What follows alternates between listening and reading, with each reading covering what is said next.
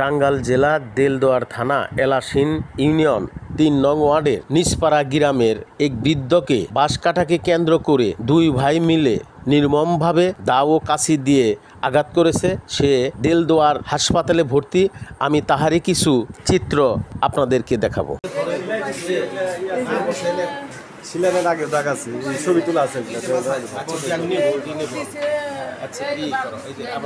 আমার নাম হচ্ছে শাওন, আমার বাড়ি চরপাড়া ফাজিলাটি ইউনিয়ন।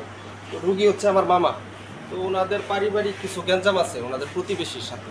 তো গতকাল আমি যখন ঢাকায় থাকি, তো আমি ঢাকা থেকে আসার পরে রাত 10টার দিকে আমি ফিরছি। আসার পরে শুনলাম যে মামার সাথে ওনাদের একটু গ্যাঞ্জাম হয়েছে। সেটা গ্যাঞ্জাম এরকম যে ওনার জমিতে কিছু হচ্ছে বাঁশ আছে বাড়ির, এই বাঁশগুলো একজনের জিনিস আরেক পাশে যায় তো নর্মালি।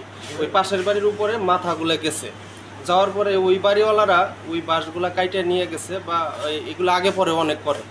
আর উনি হচ্ছে আমার মামা হচ্ছে একা থাকে বাড়িতে, ওনার একটা ছেলে আছে বুদ্ধি প্রতিবন্ধী টাইপের অনেকটা ছেলেটা। তো যাদের সাথে গ্যাঞ্জাম, ওনার নাম হচ্ছে সওদাগরের ছেলে আছে দুইজন।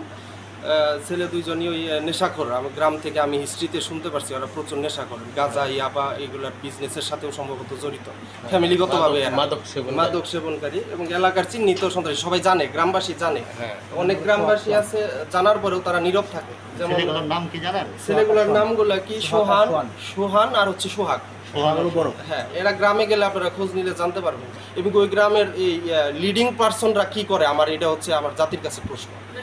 এটা আপনাদের মাধ্যমে আমি এটা বিচার চাই সঠিকভাবে, প্রশাসনের কাছে বিচার চাই, সঠিক বিচার চাই।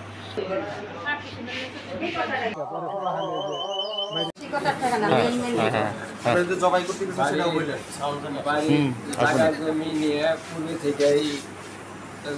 পূর্বে থেকে এই বাড়ির জায়গা নিয়ে ঝগড়া দিবার পূর্বের থেকে জমি বাড়ির জমি নিয়ে পূর্বে থেকে বিরোধ।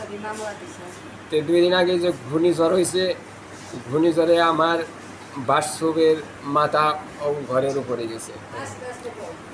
ঘরের উপরে গেছে, আমি চকে কাজ করতে গেছি। ওই সময় সদাগরের 2 ছেলে সহ চালের উপর ওইটা ওই বাঁশগুলা কাটতেছে।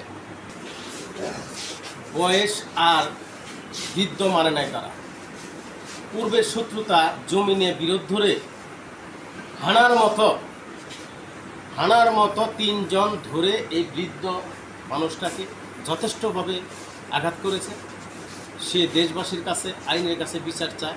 আপনার এলাকায় অন্যায় অত্যাচার ঘটে যাওয়া ঘটনা আমাদেরকে জানান। আমি দেশ ও জাতির কাছে তুলে ধরব। আমি মুজাম্মেল হক মামুন, রূপসী বাংলা টিভি, দেলদুয়ার, টাঙ্গাইল।